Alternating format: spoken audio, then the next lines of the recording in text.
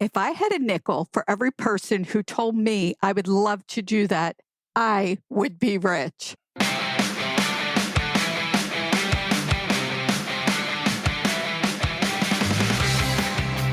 Patty Hunt with my incredible husband, Dan Hunt, and you're listening to the RV Life Podcast. Our guest today not only has said, I would love to hit the road and go RVing, she wrote not one, but 3 books, and the main character lives in an RV. Now, as you could hear, I am doing the podcast solo today. Dan has been dealing with some health issues that we'll share a little more detail soon. But for now, just know he's doing well. He just needs some rest. All is well here. We will continue to do the podcast each and every week, and we are going to continue working to help our community and the RV industry in any way we can. We want to thank our listeners and supporters for the concern, but again, know that Dan is on the way to health. He just needs some rest, and that's what we're going to do. Now that sound means it's time for today's fun fact. And the fun fact is brought to you by Open Road Resorts. They have 4 amazing locations. 2 are in Montana, 1 is in Idaho, and 1 is in Texas. Today's fun fact, in 2022, a survey said that half of RVers were between the age of 18 and 44. And 18% of RVers are 65 or older. Now, I fall somewhere in between those two without giving away my age. But 18% will certainly want to hear today's guest for sure. This will be a great topic for everyone, but those 18% will certainly enjoy it. So let's talk more about Open Road Resorts. If you're looking to go to Yellowstone National Park, they have a campground called Red Rock RV Park, and that's outside the Western Gate. But if you're looking to go to Glacier National Park and Flathead Lake, you can experience that through either Polson Flathead Lake KOA Holiday or Polson Motor Coach Resort. It is for Class A's only, and it is rated one of the top 10 motor coach resorts in the country. Now, I can't wait to get our guest on today, but first, I want to talk about something very, very important, and that is making sure as you're RVing and you are connecting your water to the different campground water sources, that your water coming into your RV is fresh and clean. And I know no better way to get fresh, clean water than by using Clear 2O. You could go to clear20.com and find out more about the Clear 2O products. We love our 3-filter inline system. It has made such a difference for us. Now, I did talk last week to Keith and Barb. They are the owners of the company. Keith has invented all of the amazing products, and they are offering our listeners 15% off only till the end of March. So you have a few days left to get 15% off on products. Now, let's get in. Today's guest is one of the most impressive women I have had the pleasure of meeting. This is not just because she holds 3 advanced degrees, is able to put 7 letters after her name, and has spent some 40 years working tirelessly in service of the aging population. But what impresses me even more is her personal life. She took a leap of faith. She did something totally out of the box, totally different, and decided to put herself out there and write not 1 book, not 2, but as of this month, March 2024, she now has 3 books. Her series, Women with Wisdom, Mary Kathleen McKenna is her pen name. And we're excited. Now, I'm going to call her Kathy Bishop. I want to welcome you to the RV Life Podcast. Thank you. It's a joy to be here, and it's been exciting to meet you. Adds to our journeys together. Thank you. Absolutely. Now, I did start by saying your name is Kathy Bishop. We said Mary Kathleen. We got to clear some of this stuff up for our listeners. Why the different names? I was adopted before I was born. And it was not into my middle years that I wanted to do some research. Actually, it was health related. I wanted to make decisions of how I could make some good health choice decisions, including medications. And my mother, when I say mother and father, it's my wonderful parents who raised me and gave me the life that I have today. But my mother gave me my names in the hospital. And so with those names, or at least the last name only, I had some friends who had some experience with doing research and helped me, actually found very quickly within a few weeks once I started, my biological mother, and then shortly after that, my biological father. I found at the time that I was Mary McKenna. As soon as my parents who adopted me came to pick me up in the hospital, they changed my name to Kathleen Marie Bishop. I did not find out until 6 years ago, while I knew that there was a time for finalization. About 6 years ago, I found out that legally I was Mary McKenna for 1 year. And I've also had the opportunity to meet half-sisters who have welcomed me also into the family. I was raised an only child. And as I more and more added to my journey as a writer and continue my passion of learning about ancient women's history, it felt at this point in my life, which I'm older than you are, that it was a good time to go to a pen name in my writing. I keep using Kathy Bishop because from my first book, I had people who followed me and always wanted to know, when's the next one? So when I changed the name, I wanted to keep the AKA so they knew it was the same author. So I thought it was time to honor both parts of me and both sets of parents that gave me life, and I was meant to be where I've been throughout my life. So. Well, thank you. And I always love my listeners to really get to know our guest, and that that really gives us a deep dive into who you are. And in your book, I know in the beginning it said you were adopted before you were born. And that's what an amazing story. So Mary Kathleen McKenna, and I'm holding up a book and we'll post it on social media. That's what it says as the author, but you're also Kathy Bishop and Kathleen Bishop, PhD. So a lot of different names. I just want people to know who you are.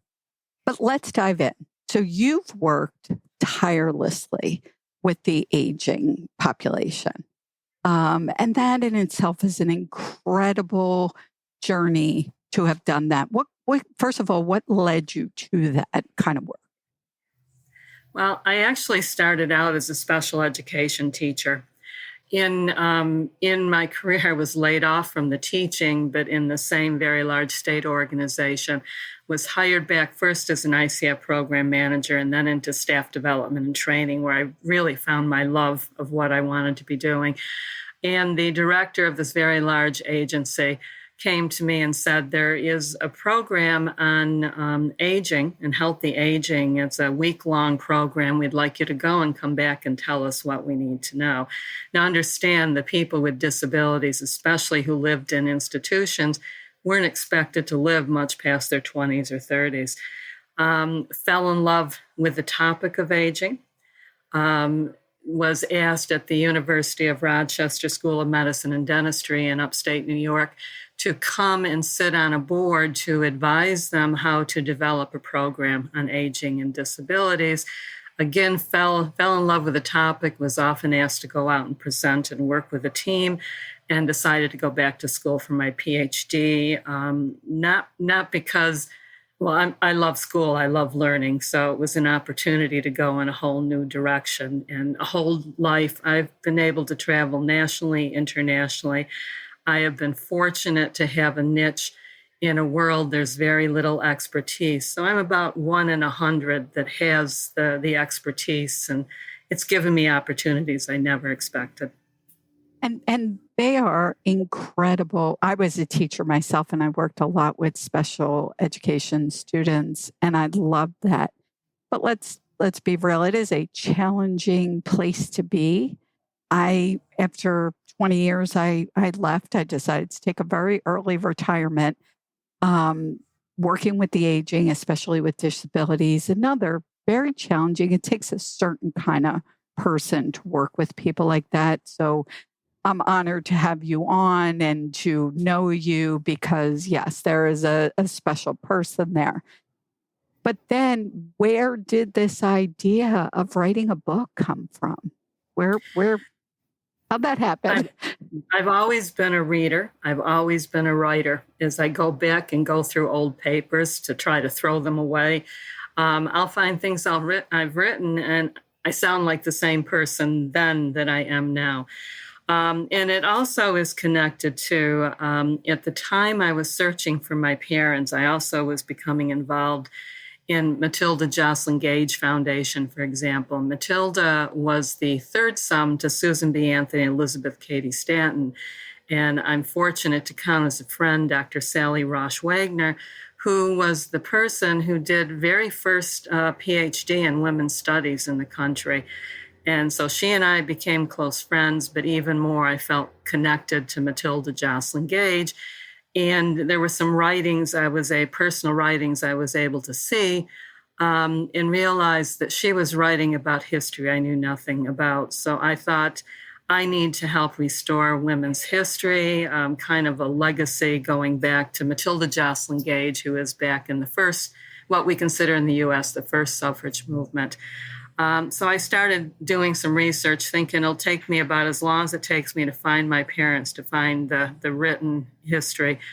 Well, here I am many, many, many years later, still finding there's a wealth of history, and you can look at any piece of property. When I did one of my first book signings and talks was at an RV camping weekend for one of the associations. And as the women were coming, there were couples there. It wasn't just women, but they said, "Are you aware of how many women RV solo?" And I met a whole group of them, still meet them. And so it fascinated me. There's a whole history about women in RVing that a lot of people don't know about either. You know what? And so I love your story. I love reading your book. I'm inspired. It's cool. But I have to say, this is the RV Life podcast, so I needed a connection here, and there it is. Your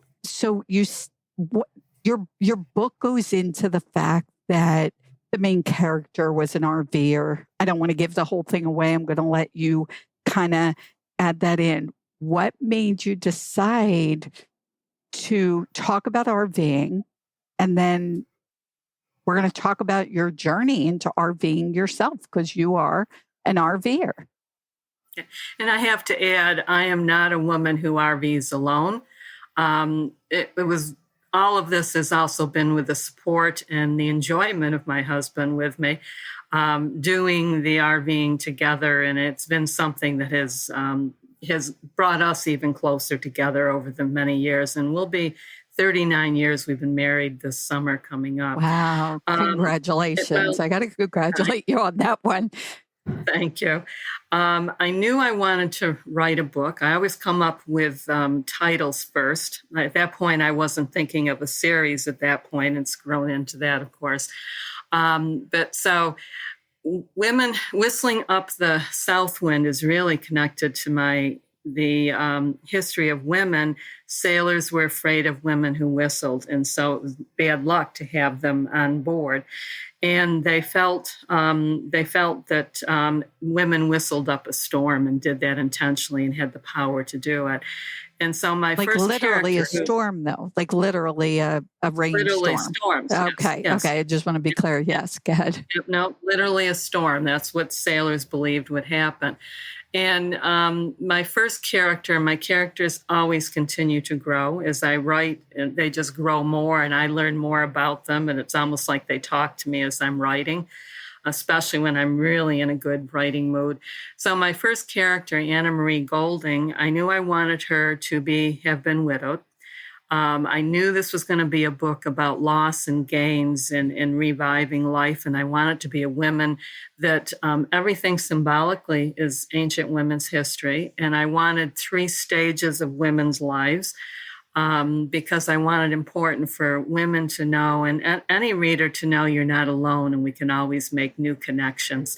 And so I really started, I thought at first, a train or in a car. I couldn't think of any way other than RVing that you could adopt pets along the way, which Anna Marie does, that you could have a very older woman stow aboard, and you could have a teenager who's a pregnant runaway teenager. I could think of no other way. And by the way, I didn't start out knowing these were the characters. They came. Right, right. So And you were trying to figure out a way that, okay, what's the mode of transportation they're going to take? Now, had you been RVing before you came up with this idea? Okay. never So a how day in did my you, life. No, oh, wow. no. So what made you then go in an RV? Well, because I think writers, unless they're writing such science fiction that's not related to our world and life, I like my writing to be real. I want readers to connect to it. I want readers to think and ask questions because of it. And I wanted especially to show that there could be joy in movement, joy in being to have the freedom to just go and to have new adventures on your own and you could rebuild. So my husband, who's always enthusiastic, especially about any motor vehicle of any kind, Okay. I said, we need to go to some shows. By the way, I had picked the model Southwind before I knew anything about RVing because of the name, because the south wind is the wind of re-energizing Okay. and So wait, transformation. I got to take a step back here because I Okay. know some of the information and I got to get my listeners up to speed here. So let me understand this. You have this book idea, you're writing this book, you decide it's an RV that the main character is going to be in. And how did that conversation come up with your husband? And the reason I want you to describe this is because we get asked a lot. My husband, my wife wants to go RVing, but I'm trying to convince them kind of thing is what often happens. Our story for Dan and I is, Dan came to me, we were in the middle of COVID and said, let's just sell everything and buy an RV. And I started laughing because I thought he was joking. So we always love to hear when it's 2 people together, how did this come up? So tell us the story. Are you sitting at the kitchen table? You're out for a ride? What happened? No, I had started writing the book, and I didn't start off thinking we were going to do it. I started off thinking I needed to learn.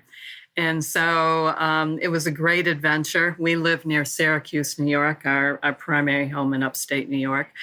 And they were having at the state fairground, a large RV show. And I said, this is the model, but I need to learn about it. And I really want to go and learn and find out about it. And so we did a number of shows that we went to. We started a little bit going to, the lots of RV dealers and just looking at it. It was all with the idea I was going to learn.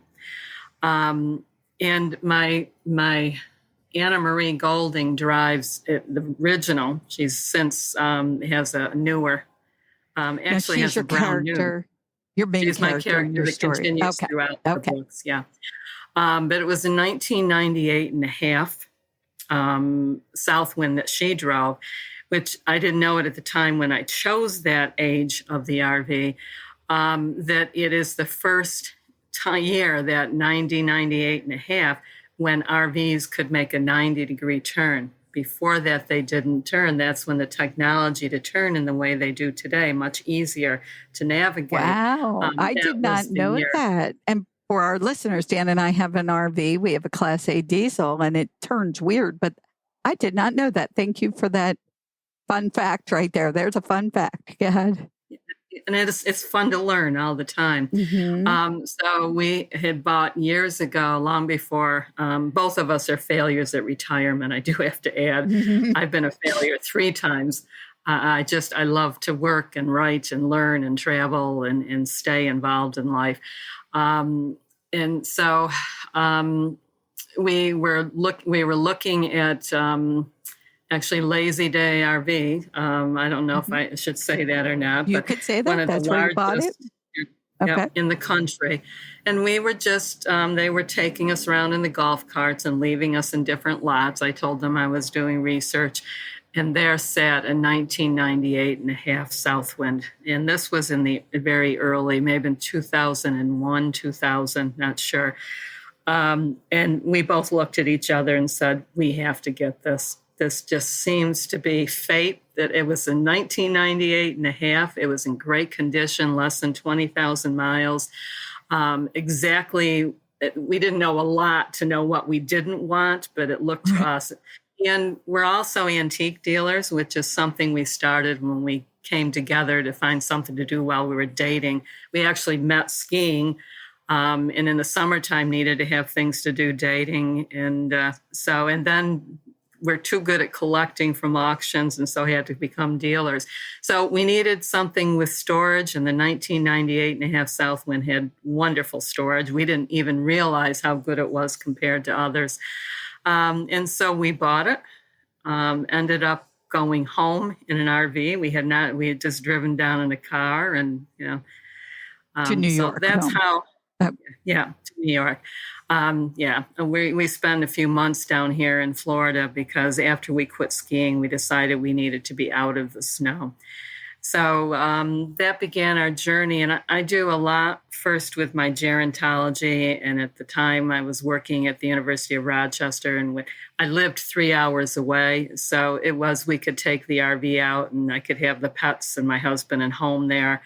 When I was didn't have to be driving back and forth all the time or stay someplace else. And I did a lot of national training even then, and still do today. So as long as it's a day and a half or 2 days drive when I'm doing training, we take the RV and go. So we end up in with the antique shows, and we travel back and forth to the shows and to our homes. So we considered our third home, and it's about third, and third the time that we spend in each. Okay. So you have become RVers. How long did you say you've been on the road? Or maybe you didn't. Like in an RV, when did you buy it? I want to say it was 2001. Okay. So you've Yeah, been like 3 years and no, you, let me take it back. It was after 9/11. We bought the house here, and it was 2002 is when, and we've been RVers ever since. oh, wow. Wow. And it all started because you wanted to write this book. So now being in the RV, I'm going to imagine that helped you to get okay. First of all, you bought an RV, had no knowledge, kind of like us, although Dan had some knowledge of an RV. So let me just ask this. You get an RV and you drive it home from the dealership with no experience. Is that what I'm hearing? How did that go, that first drive home? Well, my husband did race cars in his technical school days. He went for engineering. We're both drivers, love vehicles. Though I have to admit, I was even terrified to be in what I thought was going to be just this joy to get in, even the rocking, because if you're 1998 and a half, was not as stable as the RVs today. I have to tell you a funny story. Yeah. So we got home with it. We did okay, no accidents. We decided that we needed to go out and practice at home a little bit. So we were out near Rochester in one of the antique shops, and we said, we won't even tow a car, we'll just take it and it was also to give me a little experience driving, because I was still terrified of the size and the rocking and how high up you sat. And so we had to stop for gas when we got off the thruway, before we went to the antique shop. And there was a lady sitting in a car who had her car door wide open. And my husband, didn't realize the width of it, literally just went by and took the car door right off. Lady was on the phone.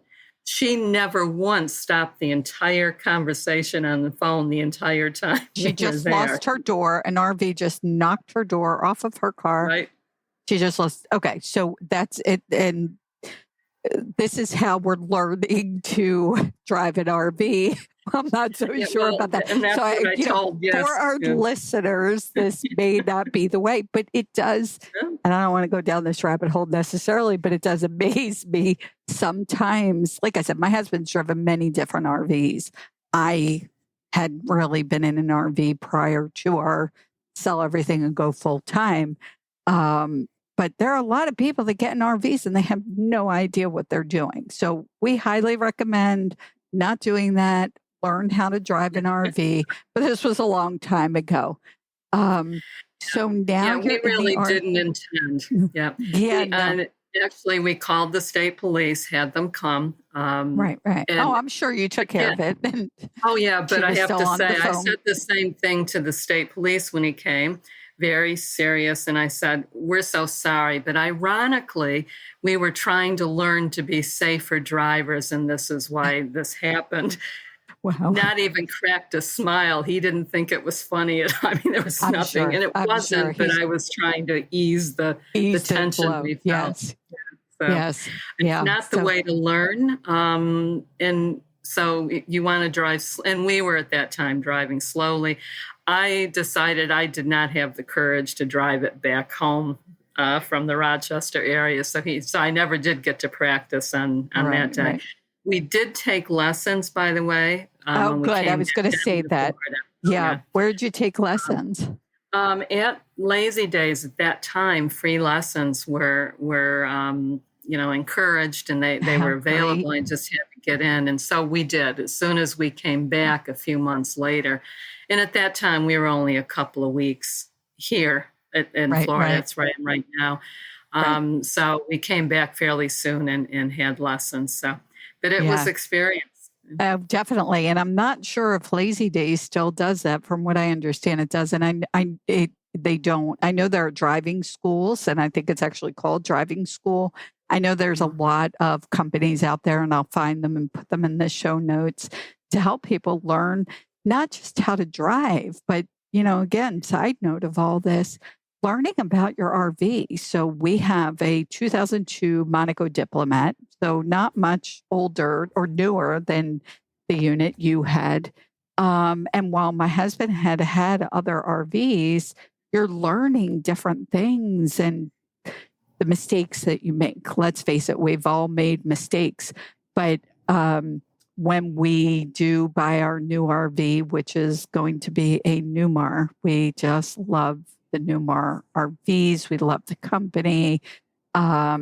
They actually, there are companies where you buy them from that will take you through the whole RV. So we work with the dealership, NIRVC, which I'm going to talk about in a little bit, but NIRVC is a dealership. They have 6 locations across the country, and they will spend time with you and show you the RV and how it works, because sometimes it's about if you have propane on board, or if you don't have propane on board, there's just so much to this moving home on wheels. It really is great to have that, knowledge and information. Wow, so much information here. Now, you had your first book. You've been RVing for many, many years now, and you go to Florida, so you're seasonal. I guess we call that seasonal or part-time? Mm-hmm. Seasonal. Part-time. Okay. It's not really seasonal because we even sometimes in the wintertime, we'll come down here and may go to some show, or I may do teaching. We've dry camped in the wintertime. Okay. And so it's not seasonal so much as purposeful, I guess. When that's a new word. I like that. So the RV has really become a purpose and a big part of your life. And, I know you're in Florida and so are we, and unfortunately we haven't been able to get together, but I'm sure we will. So we're going to be at the Hershey RV show in September, and that's not far from you. So hopefully we'll meet there. I know there's a lot more, we have to learn about each other. but not that we're finished here, because you have now, as of this month, you released your third book, correct? Was it this month? No, second book. I'm working on 3 and 4. Okay, misspoke. Yeah, Okay, so that's okay. tell us. Yeah, I have to think about it to keep it straight. Yeah. What has been released is I have now Whistling Up the South Wind is available, a paperback, Kindle, large print, because I'm always thinking about the older reader. And in thinking about the older reader, I've had a lot of readers who say, I'd love to give this to my mother, but she can't read even the large print. And so we had the audio version came out, and that's what that was announced. Yeah. Okay. Because so I'll we tell have 4 you, versions. Yeah. Well, we talked a couple, maybe 3 or 4 months ago when we originally talked. And I said, audio, Dan and I live full time in an RV. So I love books. I love to hold the books, but it's not always conducive when you live in an RV. The other thing is we're traveling sometimes 4, 5, 6, 7 hours. We love to we have our little Bose speaker and we put the audio book on.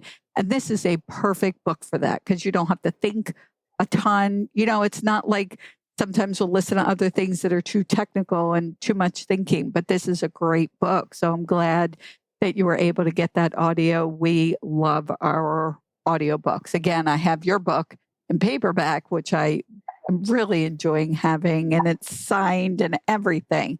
So now your second book, it's still the same character, right? Tell us a little bit about your second book. Well, let me tell you about the first. And how the RV was so central to the story, and especially the first book. Anna Marie is grieving. She's been grieving for 3 years. Her family was very upset when she spontaneously bought this RV on the side of the road with a for sale sign. The owner, who she actually becomes friends with, old Walter, who teaches her how to drive the RV.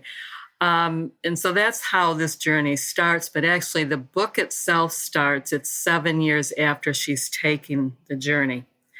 And it's because Granny Rose, who is the older character in the book, has died. And the friendship and the relationship and the knowing each other and the importance of the connections they had and knowing and learning each other's histories and extended family have come about because of the journey they took in the South Wind. And she's become deeply, they're all 3 just beyond friends, really have become another family. In fact, they call themselves the South Wind Gang. Wow. But Granny Rose, who was always my favorite character, I see Anna Marie kind of as somewhat of me, certainly closer to my age. I was going to ask you that. Yes. Yeah. And I had a lot of friends. I went through a cycle when I was writing it where 7 people in my life who were very important in my life died. It just sometimes weeks after each other. It was a very, very difficult year. And so I really thought I needed to address the grieving and the rebuilding and being able to get through the deep pain of grieving to be able to start building your life again. And so that's again what the RV, because it represented freedom, a decision that she made on her own without anyone else in her life, something she never, ever had thought of, but it just felt right at that moment. And I also have to understand that everything I write is layered. There's the fun, enjoyable story of the characters, but I choose the numbers, the names, the events that happen, the direction they drive, where they stop.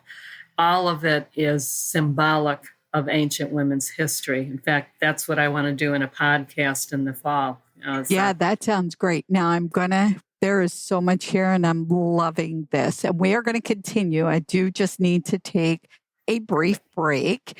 I do have to give it to our sponsor, Open Roads, because being on the road has, your challenges like anything. Open Roads solves 2 major problems. Number 1, it helps us reduce fuel costs. So we have a diesel. Monaco, and Open Roads fuel card really helps with saving money. We were only on the road, talk about grief. I went through 7 months with my mom while she was in hospice. And even though we weren't on the road that much, they sent us a thing that said we saved something like $378. Oh, excuse me. So this card is amazing. But what they recently came out with, and I know you go up and down from New York to Florida and back and forth, and, our Easy Pass works fine for that. And Dan and I have the Easy Pass that works up and down the East Coast. But when we started traveling, like through Texas and other places that have their own toll roads, we were getting fines because we didn't have the right toll pass. We thought they'd send us it in the mail. It was just a mess. So Open Roads now has innovative tolling, which is a toll pass that works in all 48 states. So it's truly amazing, truly a game stopper. Really, really has been a big help. All of the information will be in the show notes for the fuel card and the toll pass. We love to share great products with our listeners. Now, let's get back to the story because I'm intrigued. I feel like it is 7:00 at night. We don't usually do a podcast this late, but I feel like it's my bedtime story. So tell us a little bit more about that.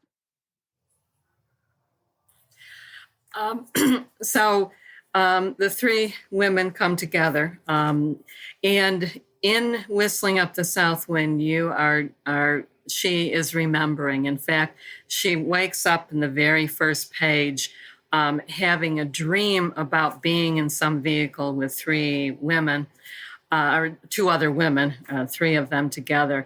And sees a spider doing a web on the window, weaving, and thinking it was like her dream. And then the phone rings that it's to say that Granny Rose has died, and that he wants. This is her. I'm giving a little bit away. Granny Rose is the one character that gets married at the end of the book. But her husband is calling to say that Granny Rose wants her to go to Louisiana to meet some of Granny Rose's relatives, extended family, but there's also some precious objects that she wants Anna Marie and Krista, who's the young woman who traveled with them, to go and retrieve. And so that's how the book ends, with they retrieve it in New Orleans, and have made some more friends as well. And she goes down in the RV. Krista has to fly because Krista is now living in Oregon. But again, whistling, then following the cycles is Granny Rose's story. It's the precursor to Whistling Up the South Wind. And it's Granny Rose's story of weaving in the social events. And again, the 7 years later, Anna Marie drives back down the Mississippi. There's some of the stops she makes along the way. Also meets a historian up in New York who helps her because Granny Rose actually came from the New York area. So I weave in some of that history and areas and social issues as well. And then Anna Marie takes the RV and spends a number of weeks in Louisiana, learning this story and meeting going to the places and meeting the people who were part of Granny Rose's story. Wow. And what I really love is that all of the stories and the places are historically correct. And I love how that's woven into the book. I guess woven, right? That's a good word. So let me ask, so now you have the two books. And the first book is on audio, which is great. I'm going to get it on audio. So the next time we're taking those long rides, we could continue to listen to it. Where can people order the books from? Let's make sure people know how to get a hold of your books. Under Mary Kathleen McKenna, I have an author page on Amazon.com. And so all four versions, and you'll be excited to know, Following the Cycles of the Moon, the second, as of yesterday, is also on audio. It's on Kindle, audio, and the paperback as well. I took a little hiatus in writing this story because it requires, my next is gazing at the stars. I do research. I travel to the places. In fact, last July, I spent a couple of weeks in southern France on a writer's retreat. But also going to that area, actually went to a campground, talked to RV owners there. One of the people at the writer's retreat, she and her husband are RVers, so we've already made that we're going to go hopefully in the next year or so to Europe and travel probably through France, maybe the Netherlands. That's where they live. That sounds amazing. Rent an RV and try to do it. It's a whole different experience. It's smaller, less amenities. But I do the research, which is why I wanted to take out time not writing gazing until I'm there, experience some of this. So, and in Gazing at the Stars, Anna Marie will continue RVing, but will be RVing in Europe. May do a trip or two in the U.S. That is awesome. And that was my next question. What's next for you? So just to reinforce, I will put in the show notes where they could find your books. And again, they're both now on audio. And what's next? She goes to Europe. How incredible is that? Staying in the RV. Wow. It's just such an amazing story. Such an amazing story. And the actual very next, this is those three books are the Women of Wisdom, because that's also, I want women to feel connected to their history. I want women to feel that they can take their adventures and have the strength. I'm not trying to write men out of it, but men get more encouragement by the cultures and the society to do these things. Women not as much. And so this is also all about connections. So this is the Women of Wisdom series, and there'll be at least 3. And I have Gazing at the Stars partly written, so I know where it's going based on things that happened to me when I was researching following the cycles of the moon. And I have to say, I interweave true events that happen. And you'll never be able to tell which ones are real and which aren't, because some of them I never would have expected to happen to me in my life. So it's amazing. Right. So I've started a Pets with Wisdom series. And the book, I am 2/3 of the way through writing. We have a publishing date in June. It will be released. I think it's June 20th we picked. And so it's Sarabi's story, a Maine Coon cat's perspective on life, love, and family. That was the other main reason I had to have my characters with the RV, because we've learned as pet owners, you want to be RVing if you're going to travel with them. There's no other good way to travel. And we find out that's a good percentage of people who have RVs. Yes. I actually had statistics on that. And unfortunately, I don't have them in front of me because we always like to do our fun fact. Dan and I do not travel with any pets. We've always had them, but by choice, they had passed before we got in the RV, so we chose not to. But from what I understand, for most people, it is an incredible way to travel. But I do want to talk about, again, NIRVC, National Indoor Recreation Center, is one of our sponsors. And we love National RV Centers. That is where we are going to purchase our RV, because people like Brett Davis, who owns the company, just has this vibe about him. It's like when you and I connected, I felt something. We talked for an hour. I know we'll have lots and lots of more conversations around the campfire.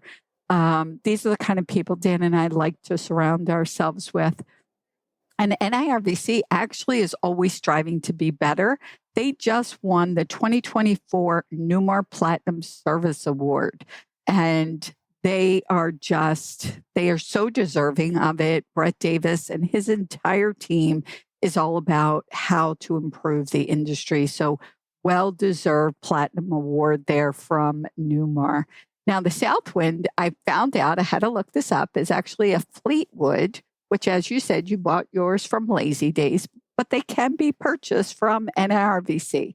And when I checked on them, there's actually one in their Alabama store that could be purchased if somebody is looking for this Southwind. So I thought that was kind of cool. Yeah. So now let's get to that sound means it's time for today's question of the week. And I want you to hang with us a little bit. And the question of the week is brought to you by Open Roads Innovative Tolling. And the question of the week is, and I'm going to throw this at you, and we did not pre-prepare. So I'd like to put people on the spot. I usually say I don't want to put you on the spot, but it's just become a thing for me. So Tiana J from Oregon, she didn't say where in Oregon, said what she wanted to know what it would be like to travel as a single woman. Now, I know you, and I picked this for you. I know you, Kathy, travel with your husband, but you write about traveling a single woman, traveling, although she's got people with her. So again, I'm putting you on the spot. How would you answer? What would you suggest? She's just kind of starting out thinking about traveling as a single woman somewhere around, I'm going to say our age. She's not a young spring chicken. I would recommend that she connect. There are at least 3 associations that are women who travel with other women or travel alone without a companion with them. And you notice even in Whistling Up the South Wind, pretty quickly, it's in the first stop, she adopts a kitten. In her second stop on the road, and she immediately makes friends with people in the campground who help her with questions that she doesn't know how to use the RV. And we find that's true to real life. Like, people are very helpful and supportive. They love opening up their RV. They love talking about it, and they love helping you. And I have been fortunate in antique dealing. I am in a shop in Bouckville area, Madison Bouckville, which is where one of the largest antique shows in the Northeast happens every second weekend to the third weekend in August. And in that shop, there's also a campground around where we stay often when we're working at the shop, and we certainly stay there for about a week and a half of the show and then into June. So as I said, it's about third, and third. It's a third home for our pets. They get excited when they see where we're driving into the campground. But they have other campers and organizations, associations. And so just before the campground closed in the fall, and of course the shop is right off the field, so who's ever camping comes in and shops the antique shop, and we always talk with them. Well, there was a women's group that was there one of the last weekends of September. It was still open.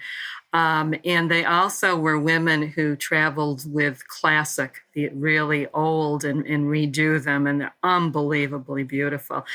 And so I spent a lot of time talking with them while they're there, to the point of they've asked me to do a talk when they come back this fall. Awesome. Do you know what the name of the group was? I can't remember. I'm sorry. Because I know we had one of our first guests on the show. She might have even been our first guest, was Girl Camper. She's got a magazine. She's got Facebook page. Jeanette Pettit, just another amazing human being. But Girl Camper would be one of the suggestions I would make. And being part of these groups. WIN is another one. It stands for I'll post it in the show notes. We had Janelle on the show, Jones on the show. She now owns it. WIN stands for something. I'm going to post it in the show notes. It's another amazing group. It is for both, but it is for single people. So it's women or men, single people. So we'll post those resources in the show notes. Now, that place that you were speaking of, I was going to ask you what was a favorite campground, but the campground you were talking about sounds like one of your favorites. What's the name of it? It's Cider House Campground, and there is a website, and it's Bouckville, New York. And if you like camping and antiques, so let me say, during the August show, you're not likely to get a camping site. Those are reserved a year or two ahead. Ours is always reserved way ahead. But you can also come. It's also a village of antiques up and down Route 20. So you could come when you're able at the campground. I have lots of, let me tell you, one out in Montana at the foot of Glacier National Park. And this is one of the things RVers do for you. My husband and I have been 7 times to Greece. My husband's a traveler, and we're travelers. We had just never traveled with an RV. But so we met a couple in Greece who were RVers who lived out in Colorado. And so we, for about 10 years after we met them, would pick a place in the country every year and go to that place, stay there for a week together. And they had a dog, and our dogs were friends as well. But the very first time we went was Montana, and it was this campground at the foot of Glacier National Park. It was not part of the federal park. It was separate. And every night they'd come into, we had the larger RV, would come in and sit, and we'd sit up in front with our glasses of wine and watch the elk and the other wildlife come down. There was a huge moose that came down one time as we sat there. And so I can visualize the peace we felt at that time and the camaraderie, the partnership. Yeah, that sounds amazing. And again, I'm sure when we get to a campground together and we sit around the campfire, it's going to be an all-nighter for us. Being a full-time RVer, though, somehow antiquing and full-time RVer may not go hand in hand, but you and I will discuss that at another time. But now... Well, that's why we have 2 homes, and because we couldn't sell them, we collected. Nope. We've got to have storage space. Yep, so. You absolutely do. But those people who aren't full-time, antiquing is a favorite sport. But that sound means, the horn means it's time for our new feature. So as of last week, we created a new feature called our Featured Campground of the Week. So each week, we are going to share a featured campground. Now this week, the campground, and let me just, because this is a new feature, I want to pull it up. Our featured campground is the Backyard RV Resort in Montgomery, Alabama. And for some reason, I chose this campground because I assumed that probably one of your characters visited this area. This is an affordable campground with 105 sites. They've got full hookups, easy in and out, pull-through sites, a dog park, a great covered hangout area, and so much more. The campground has a 7.5 rating with 238 reviews. You can find and book this campground by going to the link in the show notes. Campground Review is part of RV Life, and it is one of the most comprehensive campground review sites anywhere. And what I love about it is it's campground reviews by RVers for RVers. So they're very authentic reviews, no buying a review. So we really like the Campground Reviews site. I'll put it in the show notes. And so I want to thank you so much, Kathy, and I'm going to call you Kathy. Mary, we'll go back and forth.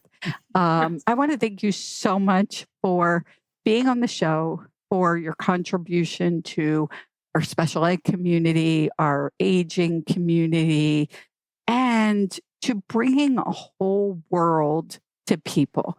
Your book just brings a whole new world to people. And it is so in line for people who are looking to RV or out RVing. It's just, when I sit down to read your book, when I have time, I sit down in my quiet space. I was getting my hot chocolate when it was cold, and I would read, and it transported me to just another place. So I want to thank you so much for being on the show. Thank you for inviting me. It's been a joy. Great. And I look forward to seeing you and actually seeing you face to face very soon. By default, RV Life Trip Wizard creates an RV safe route, keeping you clear of any low clearances. If you want to see all of those low clearances on your map, choose the Research tab, then the Hazards tab, and click the low clearance icon. If you see a low clearance on the map that you think is on your route, remember to zoom in all the way. You'll find that the low clearance warning is typically on a side road or underpass that is not on your direct route. If you've properly entered your RV information, you won't be routed somewhere you shouldn't be. Seeing the low clearance warnings might be handy for routes you are considering but haven't mapped yet, or help explain why you're being routed a certain way on the map. With your RV Life Pro tip of the week, I'm Pat Buchanan. Well, that was our usual that we are now changing to our featured campground of the week. You know, I went through an hour of the show with one boo-boo. That's not so bad. So I'm going to invite our people listening, our listeners, to connect with you, to check out your books. And anybody that wants to connect with the RV Life podcast, they could do that on Instagram or Facebook. Leave us a comment, send us a message. We love to hear from you. And on that, now I will push the correct button. I'm Patty Hunt with my incredible husband, Dan Hunt. Say have a great rest of today and an even better day tomorrow.